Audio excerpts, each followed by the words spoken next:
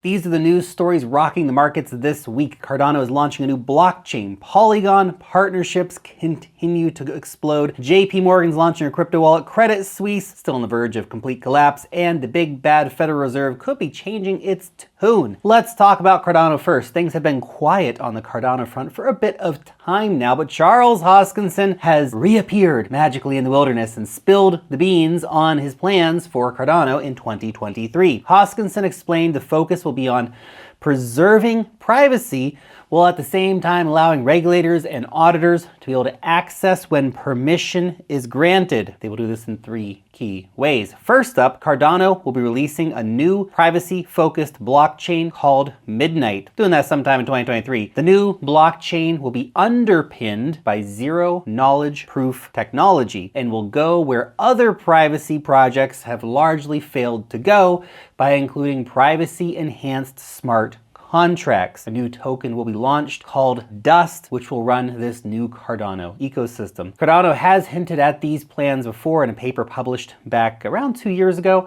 and it seems to finally be coming to fruition. You know, things with Cardano do take a time, right? Midnight will be working with Hyperledger, a consortium of large companies, which include US retailer Walmart, amongst others, to explore the use of private blockchain ledgers for supply chain management. Now, Cardano will also launch a regulated stablecoin called USDA in early 2023. The stablecoin will be pegged to the US dollar and will be regulatorily compliant. Emergo, the commercial venture capital arm behind the Cardano blockchain, will host the stablecoin on its platform in Q1 next year, with broader plans to offer lending and borrowing and crypto bridges and crypto-based card products, amongst other stuff. This is part of a bid to boost Cardano's DeFi ecosystem, having lost about 80% of total value locked on chain since March of this year, down to around $50 million. By comparison, Ethereum has $23 billion locked on chain. Cardano will be launching a second stablecoin as well, which will be decentralized and algorithmic. We all know how those tended to work out, so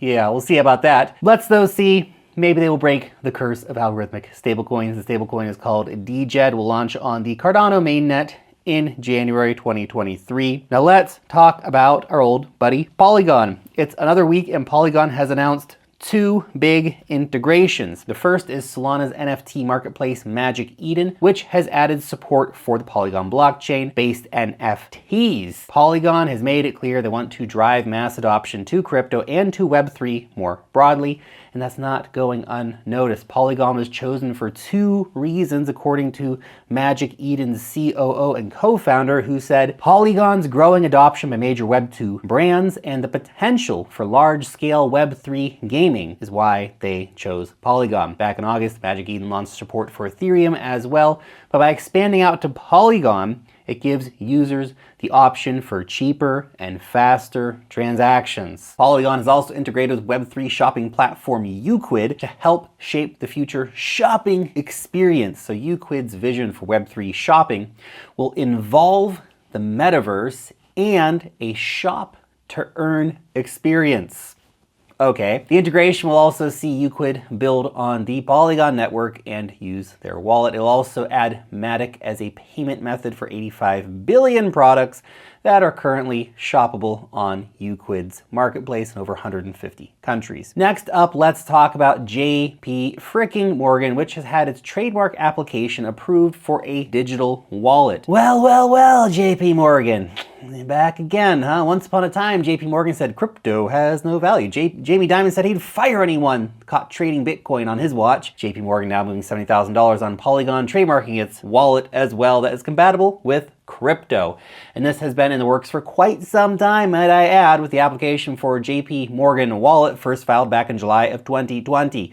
Remember, watch what they actually do, not the words coming out of their mouths. While the application itself does not just apply to crypto services, it can be and additionally apply just generally online services, but also crypto payments and the exchange of virtual currencies within the wallet. So we'll see what this looks like when it comes out. Back in early 2021, JP Morgan co-president Daniel Pinto said they were willing to get involved in Bitcoin and crypto if the demand was there. Well, it now seems the demand cannot be ignored any longer.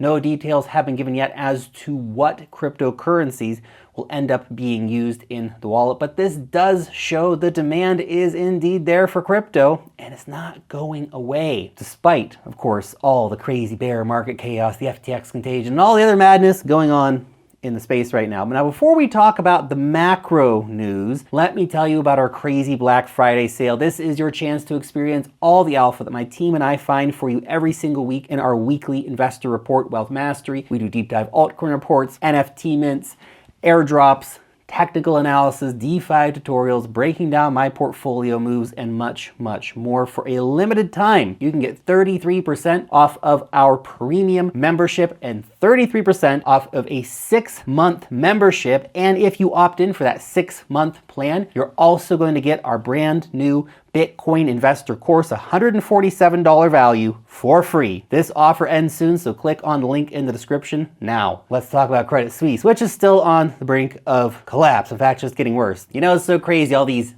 Sam Bankman-Fried puff pieces in the mainstream media. I feel like there's such a distraction from the much larger Ponzi that's currently unraveling, which is Credit Suisse, and they don't want you to know about it or think about it. Before the FTX contagion, the spotlight was definitely on the bond market. For example, the UK's mini budget moves almost led to a 2008 style financial crisis as pension funds almost freaking collapsed before the Bank of England came in rushing in to save them. And it was feared that Credit Suisse could have been next. And now Credit Suisse is warning of a $1.6 billion loss in Q4 as $88.3 billion of funds have been withdrawn in a massive bank run on Credit Suisse. And on top of that loss, they also lost $4.09 billion in Q3. That number is below the profit posted in the same quarter last year. The Credit Suisse stock price down over 60% so far in 2022. Things out here getting crushed like a shitcoin, man. Last month, Credit Suisse announced measures to address all the underperformance, the risks, the compliance failures, the high litigation costs, all the stuff, right?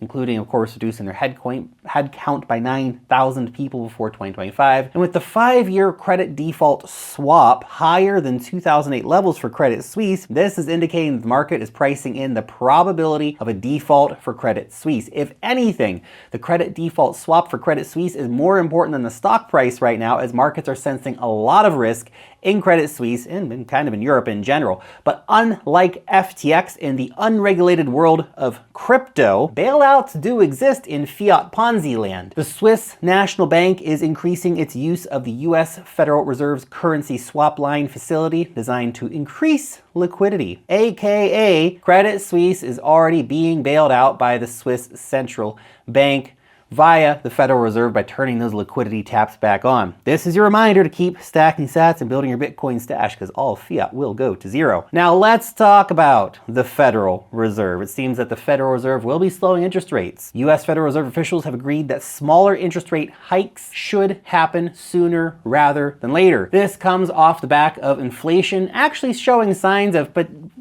likely having peaked at 9.1% back in June and slowing down since then. Markets are already expecting the Federal Reserve to announce a 0.5% increase to interest rates in December, after 4 straight increases of 0.75%.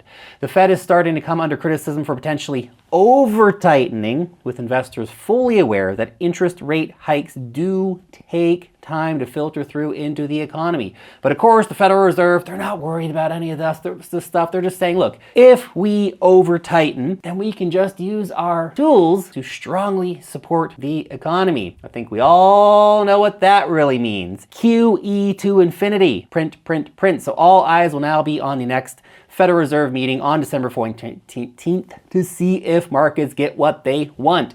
Then we could see a rally going into 2023. Perhaps. Okay, that's it. Subscribe now. See you next time.